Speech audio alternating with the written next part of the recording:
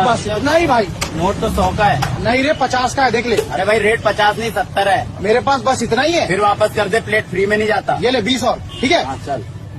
یعنی غذای مورد علاقه من همین بود که من با این صحنه دیگه حالم کلا ازش به هم خورد.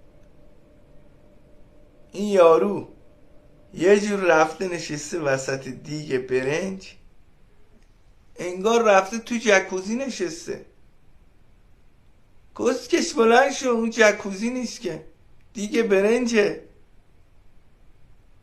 بعد جالبیش میدونی چیه بچه ها؟ این خودش که خیلی کثیفه، پای چرکش تازانو کرده تو برنج. بعد اون مشتریایی که میخواد از این غذا بخره همشونم تو صف، دیدی؟ اونا ببین دیگه چقدر کثیفن. یعنی ببین من دیگه کلا قید غذا خوردن زدم. من دیگه میخوام گیاهخوار بشم، بمود قسم.